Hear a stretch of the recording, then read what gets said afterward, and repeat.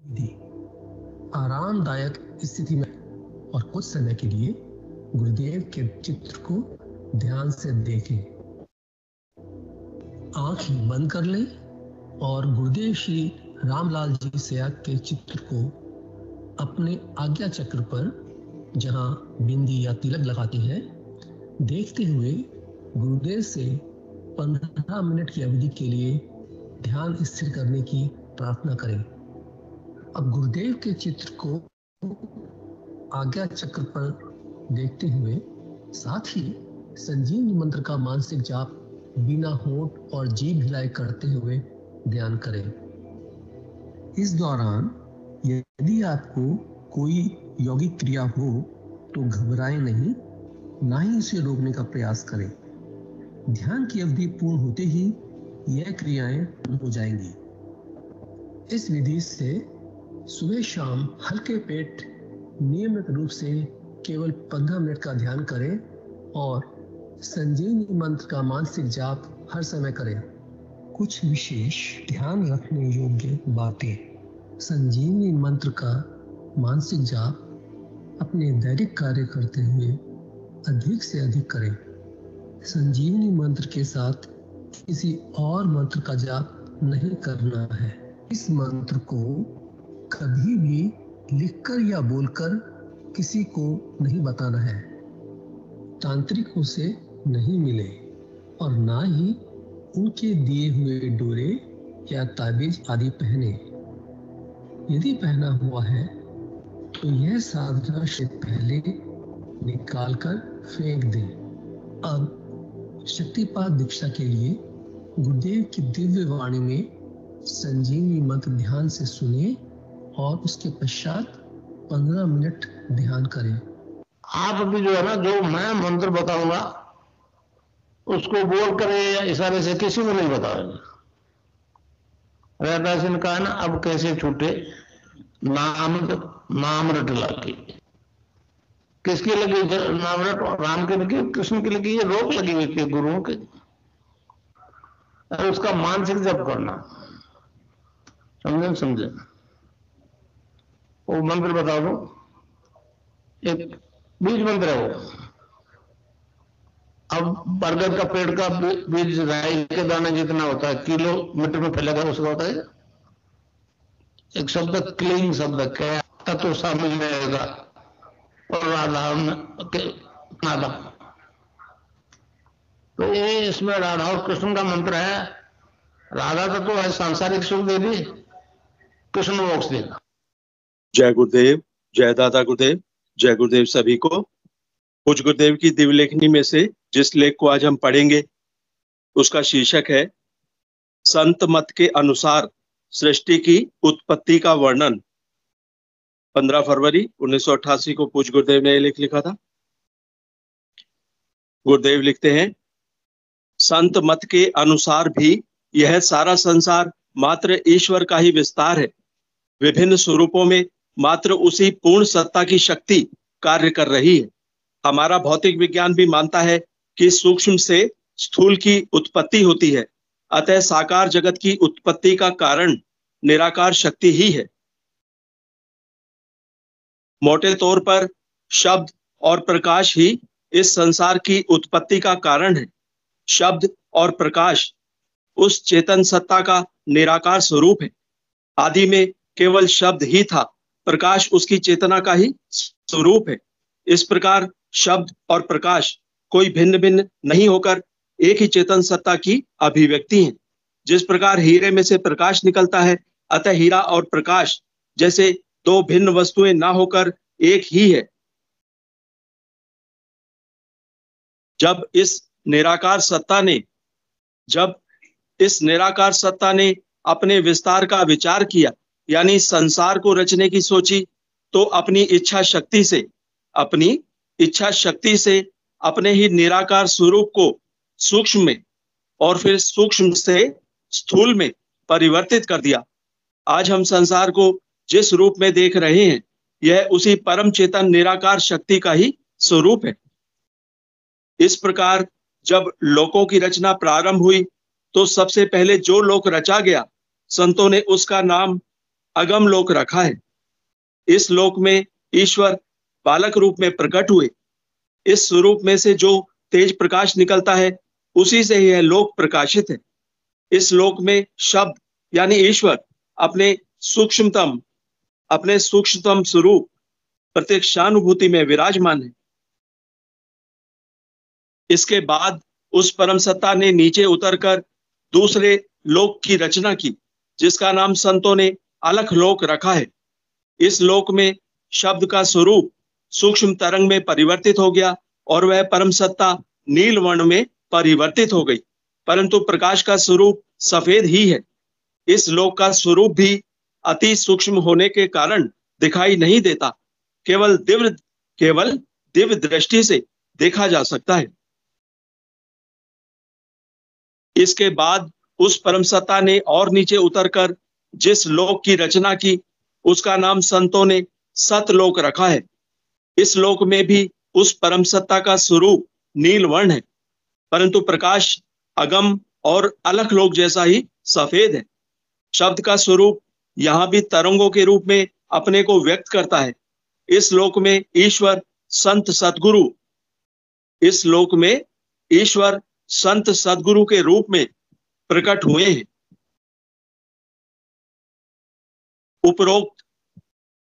उपरोक्त तीनों देश भिन्न होते हुए भी इनकी रचना पूर्ण निर्मल चैतन्य से हुई है। यहाँ किसी प्रकार की भी माया का कोई प्रभाव नहीं है। इन देशों में पहुंचने के बाद जीव काल क्लेश, दुख दर्द और जन्म मरण के चक्कर से मुक्त हो जाता है। इन तीनों लोकों में असंख्य द्वीप हैं, जो पूर्ण रूप से निर्मल चैतन्य से रचे हुए हैं। इनमें असंख्य जीव जो जन्म मरण के चक्कर से छुटकारा पा चुके हैं, निवास करते हैं। इसके बाद नीचे उतरकर उस परम सत्ता ने ब्रह्मांड की रचना की। यहाँ उस सत्ता ने अपने आप को दो रूपों में प्रकट कर लिया, शुद्ध चैतन्य और शुद्ध माया, अर्थात शब्द एवं रोशनी। शुद्ध चैतन्य और शुद्ध माया से ब्रह्मांड यानी ब्रह्मलोक की रचना हुई। इसके नीचे के स्थान को संत लोग सहस्त्रदल कमल कहते हैं। यहाँ पर वह सत्ता राधा और कृष्ण यानी शब्द और रोशनी के रूप में अलग अलग प्रकट हुई। एक ही सत्ता के दो विभक्त स्वरूपों से सत रज तम यानी ब्रह्मा, विष्णु और महेश पैदा हुए। इन तीनों शक्तियों से पहले एक शक्ति और पैदा हुई थी, जिसका नाम इस युग में गायत्री शक्ति के नाम से जाना जाता है। यह शक्ति ज्ञान की देवी है। इसके बाद इन तीन सत रज और तम यानी त्रिगुणमयी माया द्वारा जिस नीचे के लोक की रचना हुई, उसे पिंड का देश या मृत्यु लोक कहते हैं। इसमें 6 चक्र होते हैं। इस रचना में देवता, मनुष्य और निम्न चारों प्रकार से पैदा होने वाले जीव शामिल हैं। पहले जेरज जो झिल्ली में लिपटे हुए पैदा हुए, दूसरे अंडज जो अंडे के अंदर पैदा होकर प्रकट हुए, तीसरे स्वेदज जो पानी और पसीने से पैदा होकर प्रकट हुए, और चौथे उद्भिज जो जमीन में पृथ्वी और गर्मी से पैदा हुए। उसमें सभी प्रकार की वनस्पतियां सम्मिलित हैं। इस प्रकार इन सभी जीवों को कर्मों के अनुसार चलाने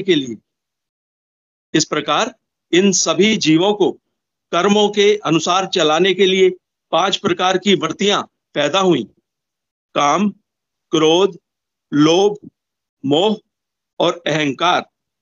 इसके अलावा 4 प्रकार के अंतःकरण प्रकट हुए: मन, चित्त, बुद्धि और अहंकार।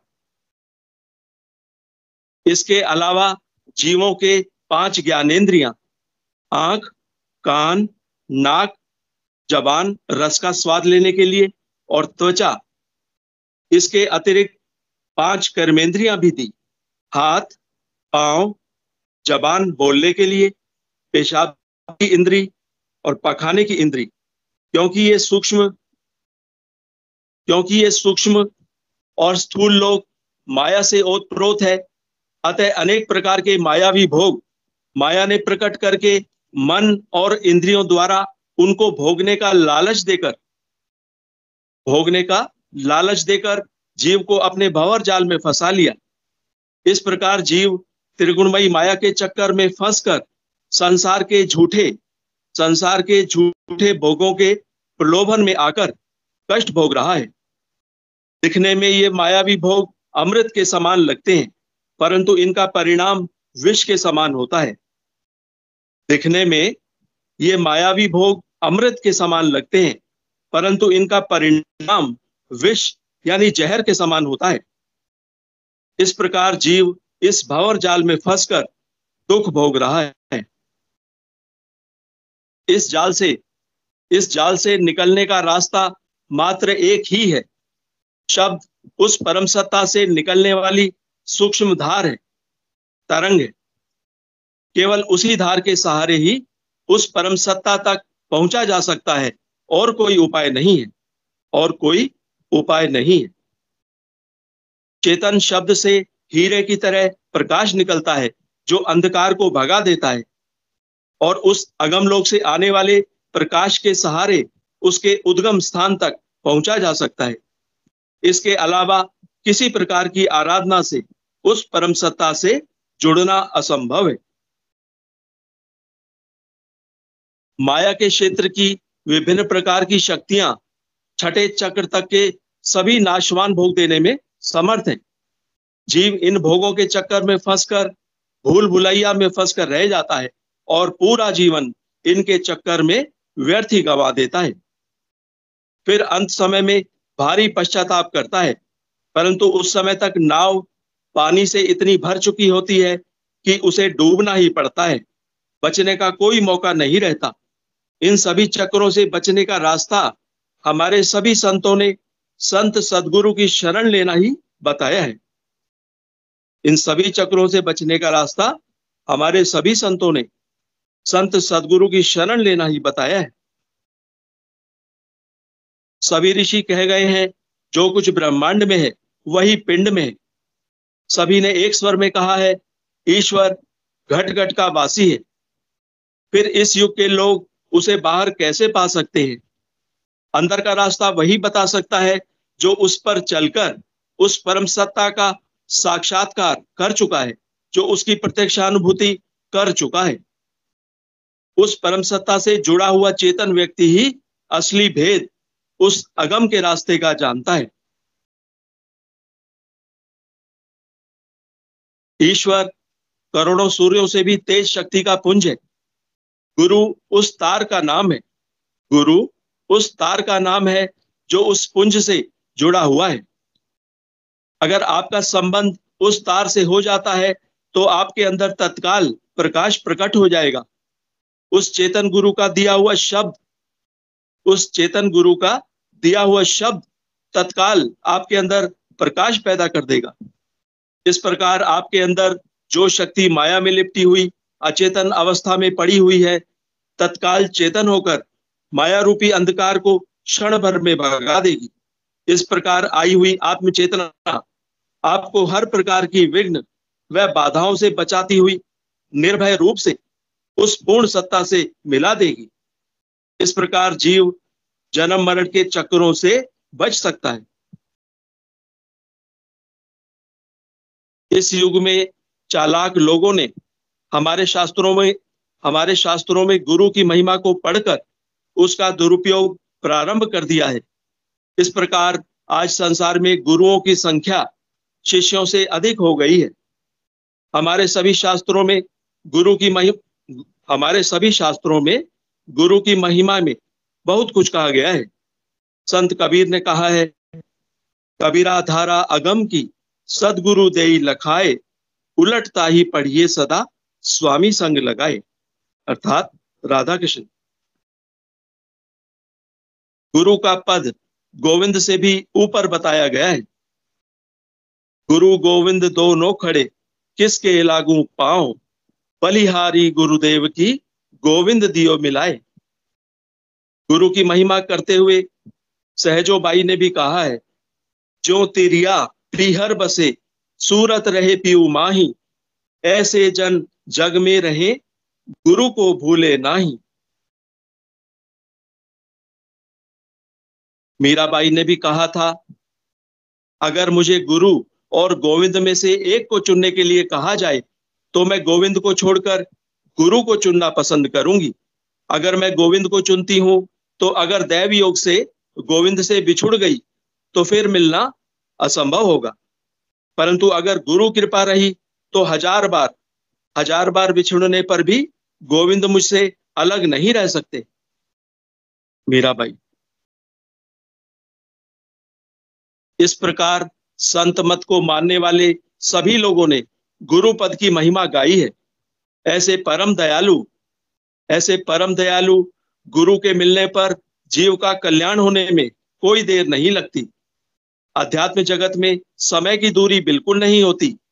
जिस प्रकार बिजली का बटन दबाते ही प्रकाश हो जाता है, ठीक उसी प्रकार सच्चा गुरु आपके अंदर प्रकाश पैदा कर सकता है, क्योंकि उसका संबंध उस परम ज्योति पुंज से होता है। अगर तार टूटा फूटा या नकली है तो अनेक जन्मों में भी प्रकाश होना असंभव है। अतः अगर व्यक्ति चेतन है तो प्रथम मिलन के प्रथम क्षण में ही आपको इसकी प्रत्यक्षानुभूति हो जाएगी। अन्यथा चाहे कितना ही समय बर्बाद करो, कुछ नहीं होगा। चाहे कितना ही समय बर्बाद करो, कुछ नहीं होगा। जय गुरुदेव, जय दादा गुरुदेव, जय गुरुदेव सभी। जय गुरुदेव सभी को, जय दादा गुरुदेव। अध्यात्म विज्ञान सत्संग केंद्र जोधपुर के संस्थापक एवं संरक्षक श्री रामलाल जी सियाग एवं दादा गुरुदेव श्री गंगाईनाथ जी के श्री चरणों में मेरा कोटि कोटि प्रणाम और सभी गुरु भाई बहनों को जय गुरुदेव। ये सेशन हमारे 2 समय शुरू होता है। सुबह 5 बजे से लेकर 5:30 बजे तक गुरुदेव की स्पीच और ध्यान किया जाता है। उसके बाद शाम को 7 बजे से लेकर 7:30 बजे तक गुरुदेव की स्पीच सुनी जाती है। फिर गुरुदेव का मंत्र सुन के ध्यान किया जाता है। फिर गुरुदेव की प्रचार के बारे में बताया जाता है और गुरु भाई बहन गुरुदेव की कर कमलों से लिखी हुई जीवनी गुरुदेव की पढ़ी जाती है। इसमें सभी गुरु भाई बहन उसका आनंद लेते हैं और हमें आध्यात्मिक जीवन में उसका मार्गदर्शन भी मिलता है।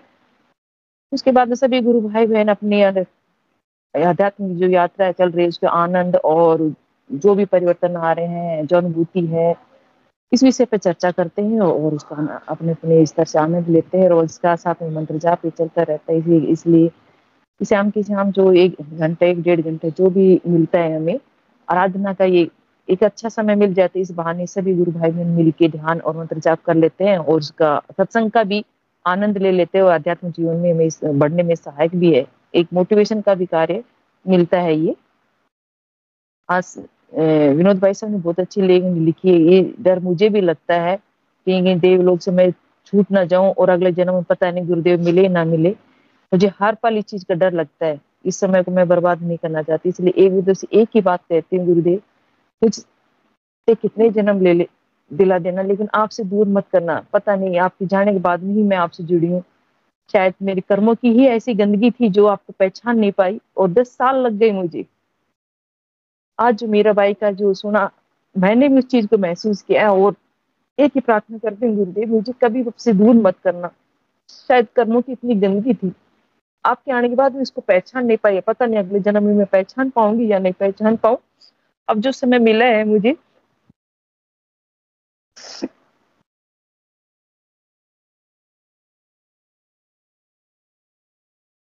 सॉरी थोड़ी सी,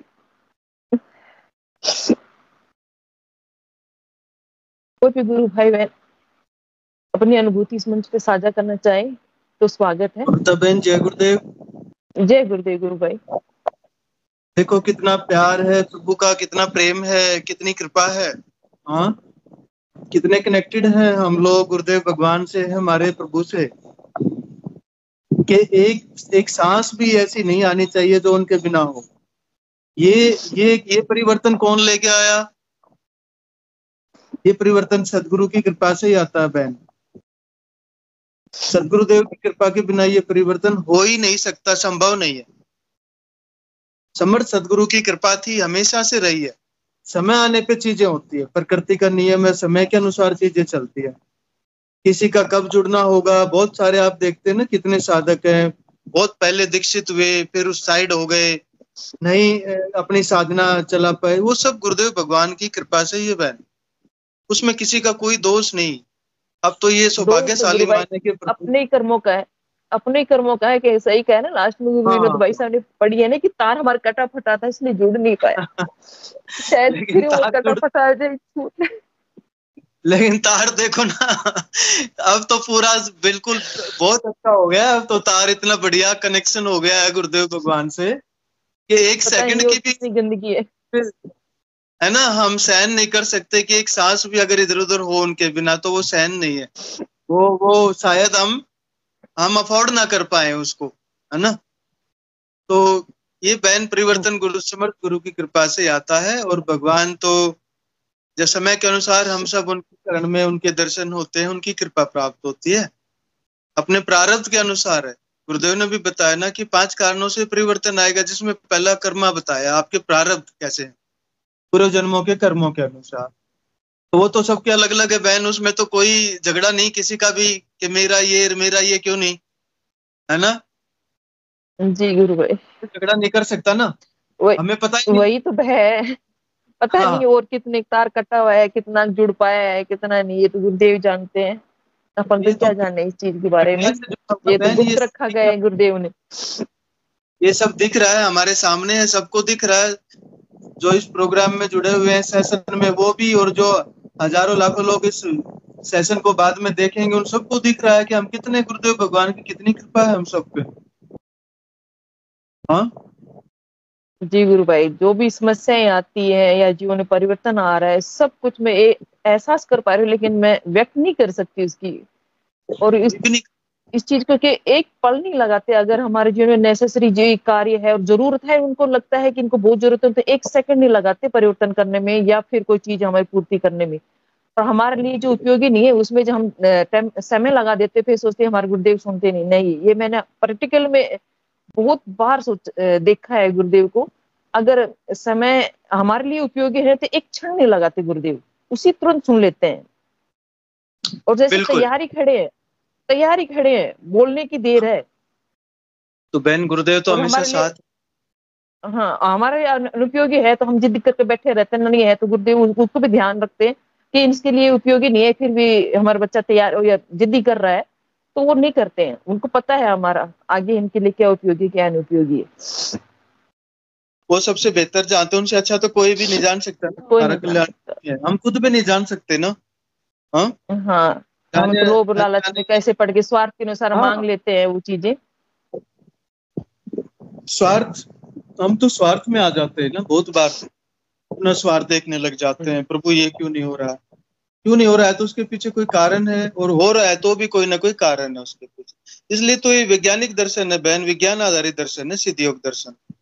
ये प्रभु ने जो अध्यात्म विज्ञान सत्संग केंद्र है और ये जो स्पिरिचुअल साइंस है ना पत्रिका, ये जो साइंस वर्ड गुरुदेव भगवान ने लगाया है ना, इसके साथ में जोड़ा है, ये अपने आप में बहुत महत्व की बात है, महत्वपूर्ण है। ये ऐसे ही नहीं है, कहीं देखा है बहुत सारे सत्संग केंद्र चलते हैं, है ना, लेकिन वो सत्संग तक सीमित है, आगे कुछ भी नहीं बात करते, वहां से आगे उनके पास कुछ भी नहीं है बताने की।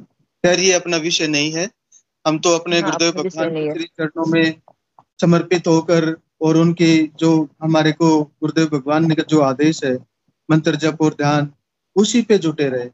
और रही बात तो सबका अपना एक कर्मा है, प्रारब्ध में क्या हुआ हमें किसी को नहीं पता, हम क्या छोड़ के आए हैं पीछे, लेकिन जब ये पता है कि आगे सुधारा जा सकता है आगे का पार्ट, तो उस पे तो थोड़ा सा ध्यान दे सकते हैं हम लोग ना अपने आप।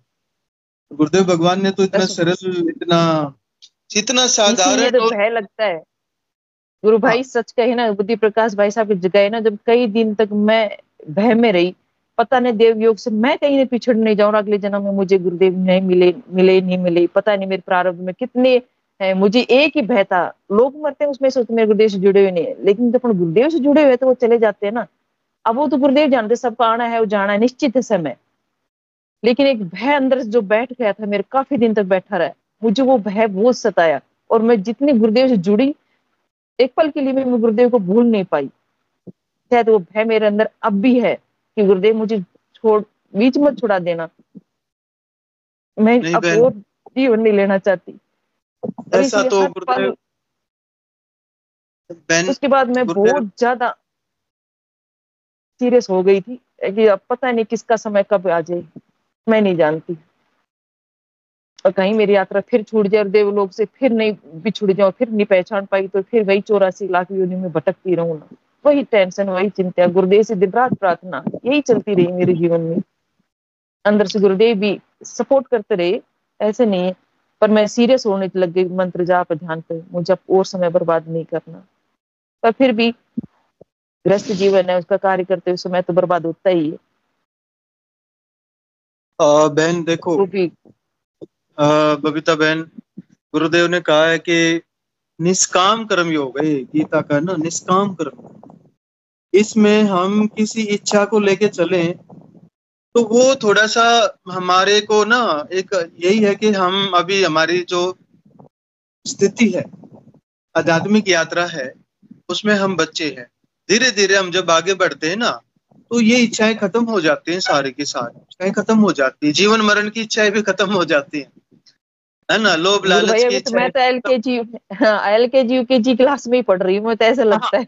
सभी सभी सभी समय लगेगा ना, बच्चा जैसे देखो ना हम्म। आगे बढ़ता है धीरे धीरे, बेबी स्टेप लेके धीरे धीरे क्रॉलिंग करेगा, फिर उठना है, फिर आगे चलेगा, फिर तो हम भी वही है सभी आध्यात्मिक यात्रा में ना, कोई किसी स्टेज पे है, कोई किसी स्टेज पे है, गॉड नोज ओनली, प्रभु ही जानते हैं कौन कहाँ है। और यहाँ पे तो कोई बुद्धि लगाने से हमें कुछ प्राप्त भी नहीं होना, बस गुरुदेव भगवान का नाम जप और ध्यान, दो ही ड्यूटी दी, बहुत ही सरल साधना बताई, आगे आपकी छुट्टी। ये भी लाइन साथ में गुरुदेव ने बोली कि आगे आपकी छुट्टी, आगे कुछ सोचना ही नहीं है। तो बस 24/7 जितना भी हमारे पास समय मिल पाए, अपने भौतिक जीवन का वहन करते हुए, भौतिक जीवन की जिम्मेदारियों को निभाते हुए, जितना समय मिल पाए हम अपने आध्यात्मिक जीवन को दें, भगवान के श्री चरणों में समर्पित करें, में हम सबका कल्याण होगा गुरुदेव भगवान की कृपा से। बबीता बहन, जी गुरु भाई, ये तो सत्य है, बस जो समय मिला है आगे उसको उपयोग करना चाहिए, बर्बाद नहीं करना है हमें। हाँ, एक एक सांस देखो ना कितनी कीमती है, एक सांस की लड़ाई लड़ती है कई बार आदमी ना, मैं एक एक सांस की गुरु लड़ाई भाई, चलती है। हाँ गुरु भाई, मैं जब से जुड़ी हूँ गुरुदेव से और आज की स्तर में देखती हूँ, दिन प्रतिदिन बदलाव भी है, मंत्र जाप में भी वृद्धि हुई है। ऐसे नहीं है कि बहुत कम हुआ है, मतलब धीरे धीरे ऊपर की ओर बढ़ती महसूस तो हो रहा है, सारी चीजें परिवर्तन हो रहा है। पहले बहुत कम मंत्र जाप होता था, अब बहुत ज्यादा होने लग गया। 24 घंटे दिमाग में गुरुदेव ही गुरुदेव रहते, उसकी सिवाय कहीं पुकार ही नहीं है गुरुदेव की सिवाय। कहीं किसी चीज में बात में भौतिक जीवन में जाते भी है तो गुरुदेव को साथ लेके जाते हैं, तो हर पल मतलब गुरुदेव है, गुरुदेव के सिवाय कुछ नहीं है। ऐसा महसूस करती हूँ चीज में, सारी चीजें परिवर्तन हो रहा है। फिर भी एक भय के बगैर प्रीति भी नहीं है, शायद मैं तो ये समझती हूँ कि ये भय भी बहुत जरूरी है, जैसे जुड़े रहे गुरुदेव से। उनकी कृपा रहेगी तभी जुड़े रहेंगे बबीता बहन, ये सत्य है। ये उनकी कृपा के बिना तो नहीं मिलता, उनकी शरण है ना। ये तो भागवत गीता में स्वयं कृष्णा ने कहा है, मेरी कृपा के बिना मेरी भक्ति नहीं मिलती, सबके भाग्य में नहीं है। और सबके वो भाग्य में भाग्य में नहीं है, सही है वैसे। सबके भाग्य में स्वयं नारायण स्वयं गुरुदेव के रूप में अवतरित हुए, और हमें कितने परम अहोभाग्य है हमारा कि हमें उनकी शरण प्राप्त हुई। आप देखिए ना, जी इससे गुरु बड़ा भाई, भाग्य। जी बहन।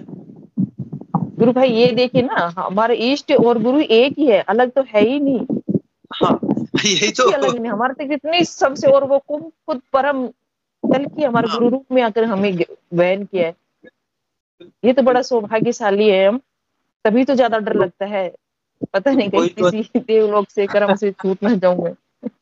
कोई तो एक अच्छा कार्य हुआ था ना, कोई तो भगवान पिछले जन्म में कोई तो ऐसा शुभ कार्य हुआ था जो ये परम तो पिता गुरुदेव परमेश्वर जाने, के मेरे साथ। हिसाब से तो कुछ भी नहीं कर पाई होंगी मैं, तो ऐसे लगता है।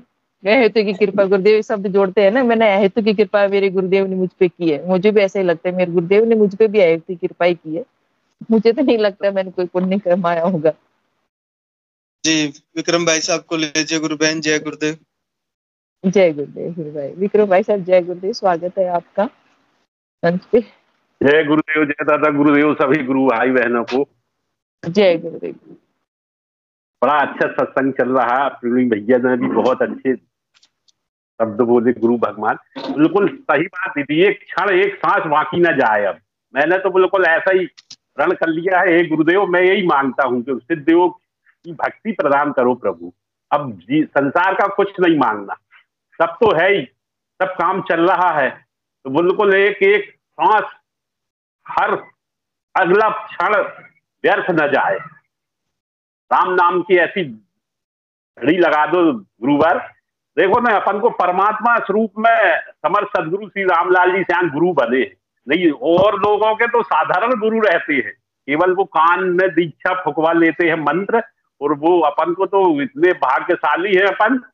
अब तो चिंता करने की फिक्र नहीं है गुरु बहन। अगर गुरु ना मंत्र नहीं भी चल रहा तो गुरु भगवान का चिंतन तो चलता ही चलता है, जो तो बराबर है। जितने भी सिद्ध योग से जुड़े हैं, जितने गुरु भाई बहन, उनका एक लक्ष्य है। मैं तो अभी अपने जितने सेशन में जुड़े हैं, प्राय प्राय सभी को सुनता हूं कि मंत्र नहीं चल रहा तो गुरु भगवान की छवि तो दिल दिमाग में बनी रहती है। बिल्कुल एक दिन की अनुभूति है गुरु बहन, महीनों हो गए मैंने बताई नहीं।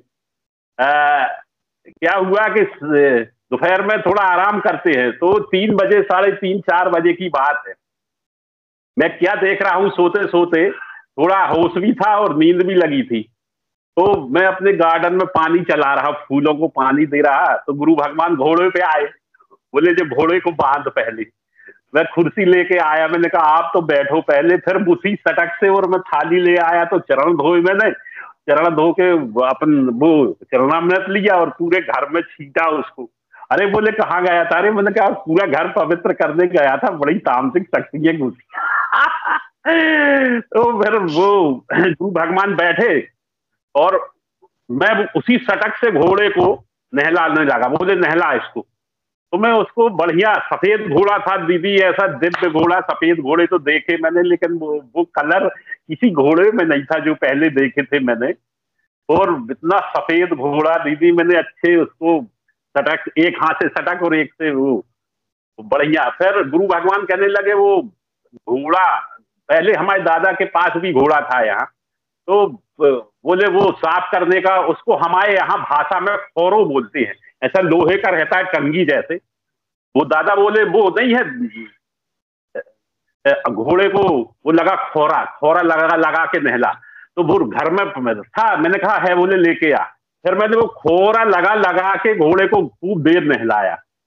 बड़े दिव्य दर्शन हुए थे दीदी, मैं गदगद हो गया था। मैं क्या बताऊं, मैंने कहा आज गुरु भगवान की सेवा करने को मिली। मैं तो बड़ा भाग्यशाली समझता हूं अपने आप को। और मैंने कहा दादा अब चाय पीने का टाइम हुआ, चाय लेके आऊं? बोले नहीं चाय नहीं, अभी और आगे भी जाना है ना। तो मैंने घोड़े को नहलाया, फिर कुर्सी पास में रख, बोले घोड़े में गुरु भगवान बैठे और फिर चले गए। तो ऐसी अनुभूति थी मेरी। तो फिर अब क्या होता है गुरु बहन, रात में 3 बजे तो उठा ही जाना है, 3:30 बजे ऑटोमेटिक। पहले अलार्म लगाता था, फिर मैंने कहा गुरु भगवान मैं अब वो नहीं लगाऊंगा घड़ी में अलार्म, मोबाइल में अलार्म। अब वैसा ही नींद खुले तो 3-3:30 बजे गुरु भगवान की कृपा से तो क्या मोटा होती थी, तो कमर में भी दर्द और घुटनों में भी दर्द तो था। अब तो आराम है घुटनों में। हाँ, कभी आम जैसे आम का पन्ना वगैरह ले लेते हैं तो थोड़ा दर्द हो जाता है। तो गुरु भगवान कहते हैं तू अनर्गल चीज लेगा तो दर्द बढ़ेगा, बाकी तो कोई गोली दवाई नहीं खाता। बिल्कुल मतलब 90% आराम है घुटनों में। तो मोटा हूं, कमर में थोड़ी जलन होती जब 1.5-2 घंटा बैठो। तो गुरु भगवान से मैंने कहा मेरी कमर में दर्द नहीं होना चाहिए दादा, नहीं कैसे बैठ पाऊंगा, और बैठ नहीं पाऊंगा तो भजन नहीं होगा। तो और लेटे लेटे करूंगा तो निंद्रा में चला जाऊंगा। तो दीदी क्या बताऊं, फटाक से 2-3 दिन से बिल्कुल कमर में थोड़ी जलन होती, दर्द होता था, तो वो अब नहीं हो रही। मैंने कहा शक्ति भी आप दो बैठने की, ताकि मैं भजन कर सकूं। तो मैंने एक तस्वीर ऐसी बनवाई है गुरु भगवान की, उसके अंदर लाइट लगवाई है, तो मैं बिल्कुल जला लेता हूँ और अपने सिर के ठीक ऊपर लगाई उसको, फिर उनको तकता रहता हूँ और मंत्र जाप करता रहता हूँ बिल्कुल कंटिन्यू। गुरु भगवान चलवाते हैं। मैं मांगता हूँ, मैंने कहा गुरु भगवान मेरा मन तो बिल्कुल नहीं होता, ये पापी मन राम नाम लेने को बहुत डरता है और ये नहीं चाहता कि इसमें पढ़े। मैंने कहा गुरु भगवान इसको तो आपको बस में करना पड़ेगा, ये तो आपका काम है। तो गुरु भगवान कहते हैं ना कि 2 मिनट मेरी फोटो देखो और ये आज्ञा चक्र में उतारो, तो मैं प्रयास पूरा करता हूँ। तो अब वो फोटो बिल्कुल आज्ञा चक्र में उतरती है दीदी, आता है और भजन भी करवाते हैं गुरु भगवान। हाँ, अवस्था ऐसी आती है, मेरे साथ भी ऐसा होता है। एक दिन तो ध्यान में मंत्र ही नहीं चल रहा था, मैं शब्द भूल रहा था कि कौन सा आगे लगाना, कौन, बिल्कुल मैंने फिर करुण पुकार करी गुरुदेव भगवान। अवस्था सबके साथ आती है, ऐसा नहीं कि एकदम कंटिन्यू चले, मेरे साथ भी होता है ऐसा। तो लेकिन अब प्रयास और मांग यही करता हूँ गुरु भगवान के अब एक क्षण व्यर्थ न जाए भगवान दादा। भूल जाता हूँ तो पश्चाताप करता हूँ, अरे यार गुरु भगवान। अब जैसे एक और आदत डाल ली है, कुछ भी खाया, जैसे पानी भी पिए तो वह गुरु भगवान ले वो पानी पिए अपन, मतलब अपनों को मतलब ऐसा हृदय से अगर कभी चूक हो जाती तो पश्चाताप कर लेता हूँ, आधे बीच में याद तो आ जाती है, जैसे पानी पिया 1-2 घूंट पी लिया और भूल गए गुरु भगवान, तो क्षमा मांग लिए गुरुदेव, भाई भूल गए थे, अब आओ। तो अपन कलियुगी पुत्र है, बड़े मतलबी है, लेकिन मक्खन लगाने में भी अपन बिल्कुल आगे हैं, अपन चूकेंगे नहीं। दीदी आप व्यर्थ चिंता न कर रहे हैं, अब तो अपन को गुरु भगवान उस परम गति तक तो ले ही जाएंगे, बिल्कुल अपनी शरण में रहेंगे अपन सब लोग, वहां गुरु भगवान के संरक्षण में रहेंगे और आजीवन रहेंगे। आज की दिव्य लेखनी कितनी अच्छी पढ़ी गुरु भाई ने, पहले अगम लोक रचना हुई, फिर अलख लोक की, फिर सिद्ध लोक, फिर मृत लोक। तो अपन को तो अगम लोक में रहना ही है, गुरु भगवान के संरक्षण में रहना ही है। तो केवल अब मंत्र जाप गुरु भगवान बताते हैं, कितनी सरल बात है, केवल मंत्र जाप की कमाई करना है। वो तो आपको कहते हैं ना कि मंजिल तक पहुंचना है तो चलना तो पड़ेगा मित्र, इसमें तो कोई लांग लपेट नहीं है। तब तो गुरु भगवान ने कहीं नहीं फंसाया ना कि हमको हवन लगाओ या कोई दिन हमारा व्रत रखो या हमको कोई माला चढ़ाओ, कहीं नहीं फंसाया। केवल यही बात हमेशा बताई है, हर सवाल का जवाब दिया है, मंत्र जपो सब ठीक हो जाएगा, मंत्र जपो ठीक हो जाएगा। तो अब वो इतनी सरल बात, इतनी सी बात ना समझ पाए तो फिर क्या काम की कमाई, फिर वो तो मजा ही नहीं आएगा। तो केवल मंत्र जपना है, और मंत्र जपते जपते दीदी ये मैं यहाँ तक पहुंचा हूं नहीं, मैं अभी बड़ा मूर्ख आदमी था, मूर्ख को बड़ा अड़ियल आदमी, लड़ने मारने में एक नंबर, पहले ही खड़े हो जाते थे, क्रोध तो इतना हावी था, और अब तो क्रोध आता ही नहीं दीदी। अगर कोई 2 गाली भी दे जाए तो नहीं बोलने का है, हमारा गुरु भगवान है ना। तो धीरे धीरे केवल नाम जाप की कमाई काम आ रही है। और ये आपका समर्पण भी देख के मैं बड़ा भावुक हो गया था अभी। आप कितनी मतलब गुरु भगवान के लिए आंसू बहाए आपने, आप की भी अब कमाई, श्याम नाम की कमाई काम आ रही है, अब आएगी दीदी, और इसमें तो चिंता करने की जरूरत ही नहीं है। जय गुरुदेव, जय दादा गुरुदेव, जय गुरुदेव, गुरु बहन, जय गुरुदेव। गुरु भाई मेरा मंत्र जब से गुरुदेव जुड़ी हूँ ना, कभी रुका नहीं है, कंटिन्यू चलता है। ऐसे रुकावट नहीं है कि मैं भूल रही हूँ, मैं मंत्र नहीं जपा जा रहा है, कुछ ऐसा नहीं है। मंत्र मेरा कंटिन्यू चल रहा है, और मंत्र आज भी चलता है, चाहे मैं घंटों बैठूं, कभी अटकती नहीं हूँ, नहीं ध्यान में अटकती हूँ, नहीं कहीं। मेरा मंत्र खूब अच्छा चलता है, पहले भी चलता था, अब भी चलता है। पर पहले हम थोड़ा कम ध्यान देते थे, धीरे धीरे इस मतलब ध्यान की जो अवस्था है, गुरुदेव को हर पल क्षण की महसूस करने की अवस्था है, वो दिन प्रतिदिन बढ़ती जा रही है, और वो तो कंटिन्यू हो गई है, कई साल हो गए। लेकिन उस चीज को अब ऐसा महसूस मैं बता नहीं पा रही, आप उस चीज को कैसे महसूस कर रहे हैं कि जो अनुभूतियां तो शायद मेरे जीवन अब खत्म हो चुकी है, पहले अनुभूतियां बहुत करा दी, अब शायद आवश्यकता भी नहीं है। अब परिवर्तन और आध्यात्मिक जीवन की और नई स्थिति वो अलग ही है, जो उस महसूस बता नहीं पा रही, मैं उसको बता भी नहीं सकती, पता नहीं क्यों नहीं बता पा रही। वो अलग ही यात्रा चल रही है, अब मैं नहीं कह सकती उस चीज को, शायद उसको महसूस कर सकते हैं, आनंद ले सकते हैं, हर पल ऐसे महसूस होता है गुरुदेव है। बहुत बड़ी अवस्था है दीदी जी, बिल्कुल सही बात, ये बताने में नहीं आ पाएगी, अपन उसका वर्णन नहीं कर सकते। तो गुरु भगवान के संरक्षण में हो आप, आपकी नाम की कमाई अच्छे से हो रही है, बहुत अच्छा है, बहुत अच्छा लगा आपका सुन के। और आप बिल्कुल फिक्र न करें, आप कोई वो नहीं है, गुरु भगवान शरण में रहेंगे। हाँ, फिक्र तो बस गुरु भाई यही डर लगता है ना कि गुरुदेव मेरे शरण, मुझे 2007 में शरण में ले लिया था, लेकिन मैं पहचान नहीं पाई, आई नहीं, फिर जाके 16 मिली, फिर 1 साल भटकती रही, फिर 17 मिली, फिर धीरे धीरे गुरुदेव में जुड़ी, इतना समय बर्बाद हो गया। फिर ये सोच देवलोक से, सही कहती थी मीरा, कहीं देवलोक से पिछड़ न जाऊं और फिर वही 84 लाख योनियों में। थोड़ा सा वो भय तो मुझे सताता है, वो भय भी गुरुदेव ही निकालेंगे।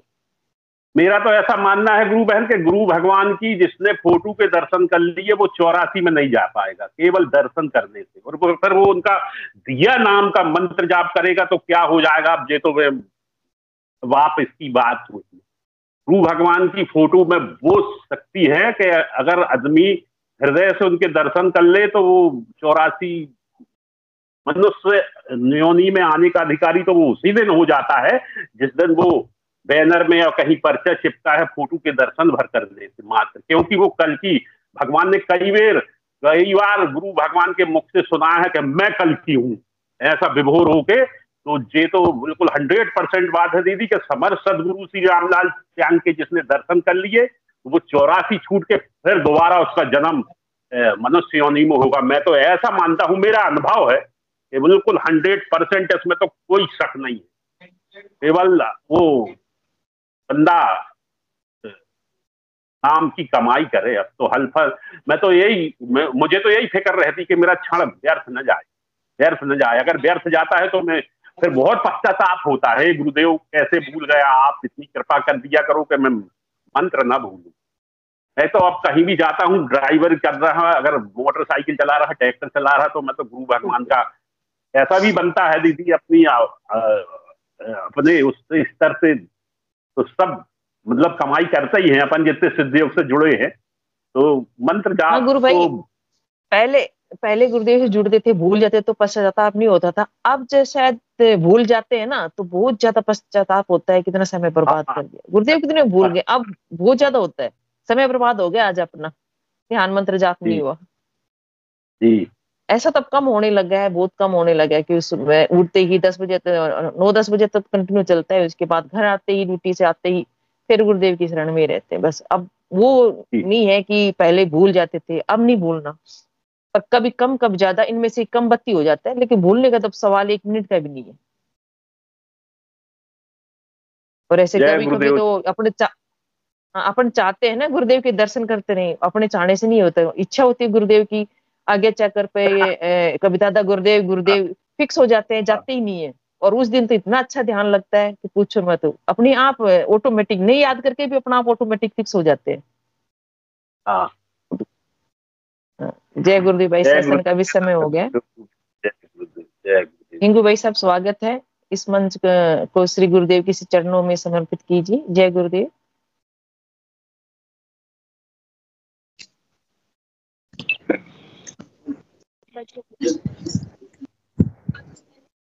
जय गुरुदेव सभी को। गुरुदेव की दिव्य चेतना सभी में सिद्ध हो, जगत व्यापी हो और जगत के कल्याण के लिए हो। जय गुरुदेव सभी को, बहुत बहुत जय गुरुदेव। बोलो कल की जय दादा गुरुदेव,